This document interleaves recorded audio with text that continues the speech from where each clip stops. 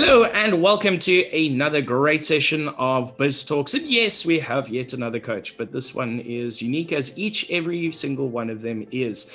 And this morning we are chatting to Diane from Brand Analytics. Good morning, Diane. How are you? I'm fabulous. And how are you, Chris? Good. New week, new beginnings, new challenges. Just a little bit of background, Diane and I met through BNI, and Diane's the first coach who seems to have kicked me into touch. I'm a rather stubborn person. So we've hit it off, and it's great to have you with us on BizTalks this morning. Diane, before we start, let's have a little bit of your background and where were you born? Where you born and bred and grew up and all of those things? Sure, go way back when. Born Cape Town, went to school, studied all of that exciting things, started my corporate career in retail here. And then I was poached and moved to Joburg, joined another retailer for a couple of years. And I grew up the ladder rather quickly, 11 promotions in 6 years. So that was exciting. But then I met my husband and had a son, and he was ill, and it was time to give up that corporate life. So I became an entrepreneur. So that was 23 odd years ago, and have run and owned my own businesses for as long. So I retired at 40 after owning and selling a really big business in Johannesburg, and moved to the tranquil city of Cape Town in Malco. So when I drive home every day, I feel like I'm on holiday, although I felt like I've been on holiday in lockdown because we've just stayed here and hear the sea every day and relax and beautiful. So That's really my life in a nutshell. Sure, yeah. That's a very quick nutshell. I tell you what, you have definitely cut your teeth, because I've worked a little bit in the retail industry, and that is heavy work and very heavy corporate lifestyle. So I'm sure it's well-deserved break for you, but we say a break and we say, I mean, there's advantages of living in a small town. I do the same. And you get to relax and get a good lifestyle, but you do work incredibly hard at the same time. Work hard and play hard, if you call it that. And you've got Brand Analytics. Tell us a little bit more about the history of Brand Analytics. How did it come about? Oh. So when I moved down to Cape Town to retire and became a housewife, I remember I had a decor hire company in Joburg and did all the AAA clients events. So I was used to climbing ladders and cherry pickers and all those kind of things. And I tripped over a little step of this high and broke my ankle. So I think it was the universe telling me to just calm it a little bit. So I did. I had to. I couldn't do anything else. So for a couple of months, I looked at four walls and realized, okay, my retirement wasn't as good as what everybody thought it was going to be. So going for coffee every day was exciting to start with, but not as exciting as obviously had this dream of what would happen. But in rehab for my ankle, I met up with some business owners, and they were expressing how they were going to do certain negotiations and such like things. And I can't keep my mouth quiet, so I answered some of the questions and said, you're going to do this wrong. Anyway, we had coffee together yet again, and I got involved with helping her specifically help grow her business, and realized that because I had done it, I had practical knowledge of how to build a business, and I really started to realize that my purpose was to use this knowledge and give it back to business owners. She now started as a garage-based business, and she now exports to 18 different countries. Yes. So whether it was a kick up or if it was just some information that I shared, whatever, it was a nice way to start or to sink my teeth into this kind of adventure. And that's how I started to do a whole lot of stuff for business owners, like writing their business plan, which I then realized that if I write somebody else's business plan, it's my thoughts of where you're going to take your business, and realize that that's actually incorrect. Whether you get somebody to help you with the words, it's good, but writing your own business plan is more important for a business owner. And I started to structure what you should do as a business owner and what you can delegate to other people as business owners. And that's how Brand Analytics was formalized. And we started really getting our teeth into it about 5 years ago. which was quite exciting. And with lockdown, it's been even more challenging for business owners because they're not knowing where they're going. But really exciting from my point of view, because suddenly you have the time to decide as a business owner. Because in the beginning of lockdown, we all thought it was 21 days. And I think a lot of people thought, well, we're going to take holiday for 21 days and it's going to be fine and it's going to be over quickly. And within those 21 days, we had, where's the money that the president had told us there is around? And what am I going to do? And are you relevant? And, you know, all those exciting things. So it's really made business owners step into their space of where they should be, which is exactly what I did 10 years ago when I moved to Melkbos, was to really work out what my purpose was and how can I empower other business owners to grow and really find out the direction of growth and what's available here in South Africa, because we do have help from government in certain areas, and we do have programs that people don't even know about that they're around, which seems so ridiculous. But they're there, and so I hope that was part of why I put brand analytics together, was to get business owners moving, because we don't have anybody to have accountability for, and so this way I just put a little bomb up so everybody has to move and have to grow. Yeah, talking from personal experience, it is a bomb, but it's a pleasant bomb. It pushes you in the right direction. And I think what you say there hits the nail on the head. Everyone keeps thinking, well, this will pass and we can carry on.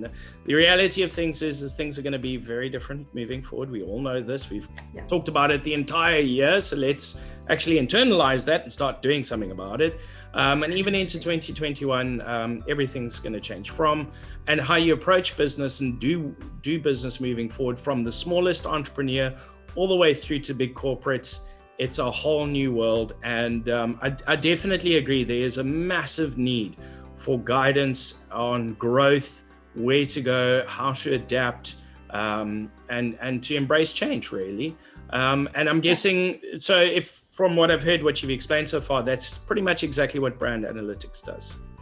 100%. We help you to realize that there's opportunities and possibilities. We add business knowledge so that you as business owners can make better business decisions, because ultimately I want you to have more profit, I want more sales, I want less expenses, and I want you to be streamlined, because we only have 24 hours in our day. So should you be doing everything in your business? Hell no. When should you be outsourcing or should you be employing, or, you know, how do we move your business forward? And that's really the business owner to decide what is the necessary moves forward. But if you have the knowledge, you can make those decisions easier. But no, Diane, I'm a singlepreneur and I've just started my business. How am I going to outsource and delegate to people? Cash flow is a mission. What do I do? And you know what? I hear that on a daily basis, and it's so funny.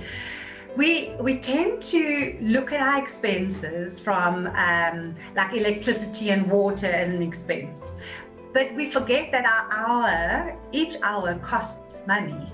So if I'm spending it on something that's not going to give me a return on investment, shouldn't I be giving that to somebody else to do? Because then it makes me realize that it's an expense. It's also things like, which I find fascinating, we do so much for so many people. And so your hour that you're helping somebody to do something for free, have you put that in marketing? Or is that part of CSI?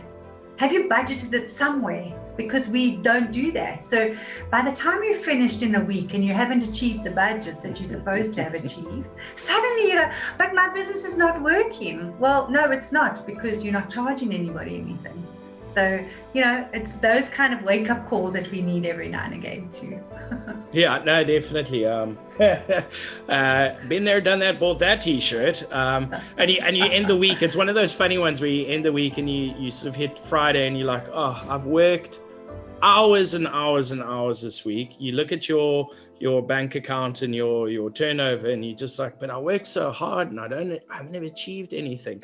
And that's when you realize, you know what, maybe even myself as a business person with a great corporate background and I know everything, and ironically can be a consultant and tell people what to do with their businesses. But then when you look at your own business, you make the very same mistakes. So it is actually good to get a impartial third party to look at it, because like one of the conversations we had is I said, you know what, I'm actually too close to my own business to realize it. Yeah. And everybody is, because what we do is we chase the sale as a business owner, especially at the moment. So, and hard sell right now should not be part of anybody's vocabulary. You know, we need to empower knowledge, and we need to build a value added service or product that we sell on to the next person. But I think it's really important to take a step out of the business every now and again and look at what's going on. I was really privileged to be part of working with a whole lot of manufacturers now during lockdown. And it was a 10-week program, so it was a lot of information in a very short period of time. And their biggest thing was they never have time for this, because they're so busy inside their business that there's never time to actually take a step out and say, what is really working? And we almost need to do that annually when we're doing our financials and we're doing everything. You know, we need to then say, okay, so what has worked financially? What has worked for me personally? What have I really enjoyed? And where to from here? So we do it on a financial basis when we put goals, budgets together and goals together and all that kind of stuff. But we actually forget the real nitty-gritty of everything else. And that's important. And the realities of working from home. Please excuse the howling child in the background as he arrives. That's working from home. Yeah, that's how it goes. Okay, but also, Diane, I mean, you offer corporate training and corporate guidance and all of these things, but I know it's part of a much bigger, I would actually even go as far as to call it an ecosystem. So share with me how the process works. How do we start? Sure. Where do we go? What all's available? What's your value add in the whole process? Awesome. So I have a 9-month program. It's called the Diamond Plan. There's 2 levels to it.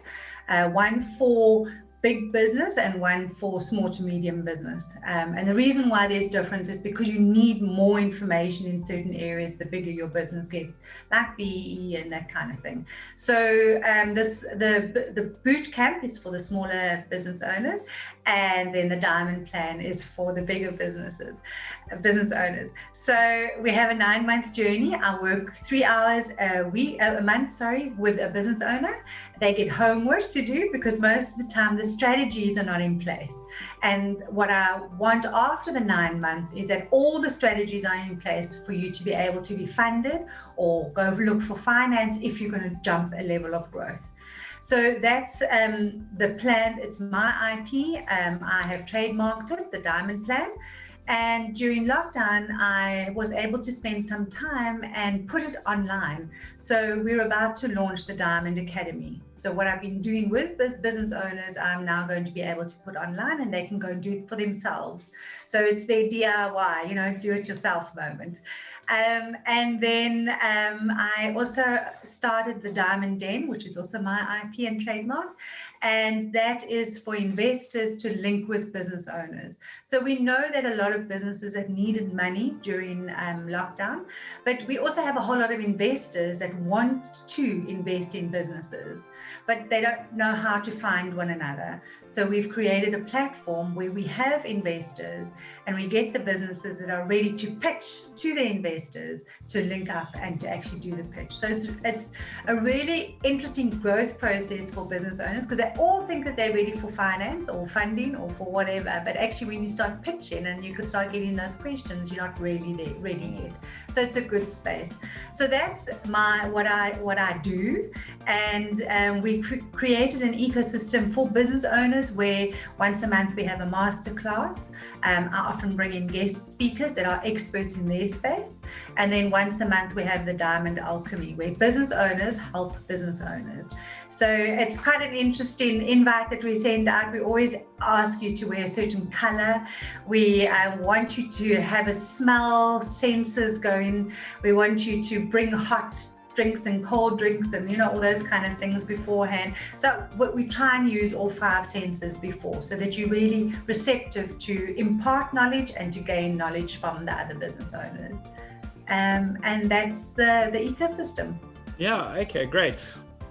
Ironically, I just thought of something. In 9 months, that's the gestation period for a baby. Much like your business, it's a baby. Did you do that on purpose, or does 9 months just work well? No, it was thought out specifically. Okay. And also, like you were saying there, your strategies aren't in place. And I think it's also very relevant to mention now, whether you're a small entrepreneur or solopreneur like myself, or you're actually a rather large corporate, it's vitally important when you're looking at your business plans, your strategies, your marketing, how you're approaching business. You really do need a third impartial party to bounce your concepts, your ideas, and your strategies off of, because you get a bit of a different perspective. And also the large corporate companies, they've been doing the same thing. They've got the same marketing department or agency they've had for the last 10 or 15 years. You know what I mean? And if you want to start reinventing or coming up with new innovations and things like that, you really need a third party to help you through that process. 100%. And the biggest part of what the big corporates take away from it is that whether you succeed or not doesn't actually matter to me, really, at the end of the day. So I don't know. I don't mind. You just said what? You're a coach and you want us to grow and you don't mind? What? No. Listen, if your managers and people within an organization, they will answer a CEO on a different way than I would answer them, because they know that they have budgets to get, they have targets to meet, that kind of success. A career to develop. Exactly. So, and they look at a CEO who has all the answers. Now, when I work with a CEO, it's very different, because 90% of the CEOs for top corporates lack confidence, which is quite interesting. And a lot of them won't go on and talk like this, for example, or go on stage in front of people that they don't know. They're fine within their organization, but get them to move out of that and they lack the confidence. So the success of the company doesn't necessarily fulfill my needs for what I'm doing with the business owner. But the success of the business owner is where I step in and make sure that they are confident in their decisions, that they've got more information than what they actually would have had from their business, that they're consistent with their message, that they have their strategies and a curriculum behind their name. That's the area that I make sure that the business owner is fine with. Okay, so yes, obviously I want them to be successful. I want their business to be successful. So what you're saying is your successor as like a testimonial or a case study is actually not what's important to you. What's important is the business itself at the end of the day. 100%. And I think that's also very important that you say. I worked in corporate and I often had to do exactly that, where the CEO or your director and your boss, they have all the answers and you're not allowed to ask many questions or challenge them. So having a third party that can do that makes a massive difference and helps growth. I tell you what, I'm going to set a challenge. I will get CEOs on BizTalks. We're going to get the big boys in and we're going to get them to start talking about business, because that makes a big difference. 100%. And it's good for their confidence. If you ask a lot of the CEOs, have you got a PR plan for yourself? Like, does people know that you're an expert of what? Just because you're the CEO of a company doesn't mean to say that you're an expert of anything. So build the fact that you're an expert of something so that people know this. How there's like a huge difference between the two. So yeah, it's interesting when you're working with the big corporate guys. I also don't get bonuses and stuff from them. So there's a difference with what what we talk about, and often you just have to put your big girl panties on and do something. I like that. But also now, Diane, we're going to be, if somebody works with you, you're going to be covering a lot of intellectual property and proprietary stuff and deep company secrets and things like that. What measures are in place to ensure that you don't just go and publish those things or use them to your advantage or whatever the case may be? So we sign a letter of trust so that the business owner knows I cannot use their information for anything. And there is almost no reason for me to use the information anyway. I'm so busy with business owners. There's no real reason for me to not go and use it. But we do sign a letter of trust and sensitive information that I don't need, I don't get it. So financials and stuff like that is, for most businesses, it's open information in most cases if they're listed and that kind of stuff. So it really does depend. We look at a lot of IP and that kind of information. And if I'm not trusted, that's a huge problem in this environment. So information that I want to share from businesses, I have to ask their permission in the first place. And the information that I have is obviously secured in my cloud and in my space. And I have copies of it, so it can't go out to anybody. So we do try and follow the POPI regulations that's currently in play. And I only ask for the sensitive documentation if I'm going to do funding. And that means that if I get your financials and all that kind of stuff, we need to be sure, or the business owner needs to know it's going on to a third party anyway. So most of the stuff that's used for funding and financing and grants are not IP related. That stays with the person that owns the IP. The only time I get to see IP information would be if we're going to apply for a patent, for example. Okay. And then it's completely protected. Or if there's copyright documents, obviously I can't get to share any of that information. Those kind of things. So the due diligence and checks and balances are in place. Absolutely. So take me through the process. I mean, in what format does this all take place? Your 9-month program and the Diamond Alchemy. I don't have time to travel around. I'm also limited with certain travel, etc. How do we do this? I do everything online. So we have a Zoom session. It's 3 hours usually, or around about 3 hours. Some go a little longer, some go a little less. And then afterwards, I use a system that people are linked to. At the moment, it's on Basecamp, but it will be via my website soon. So it's all my IP stuff that will go, that all my clients get access to. They get the different formats of how they should be structuring documentation. And then I also add quirky things like, things that I've learned from my international board of directors, like I want everything as quick and easy as possible, like a 1-page business plan for decisions. And we have a deep dive, which is how, when, where, what on 1 page. So it's interesting, the things that you generate and create are not only for funding, but also for you to make better business decisions and also have a quick glance so that you can see if you need to go and hustle quickly to finish your month's sales, or whether you can have a day to breathe and think. So it's an interesting space. So everything is online. I have hardly seen people during lockdown. We took a decision as a family to rather stay here in our space, and therefore have supported small businesses. So we've got everything to be delivered to our home. So the same thing now, everything I do with my businesses is online, just so that we are part of the reason COVID will slow down and stop, hopefully, at some point.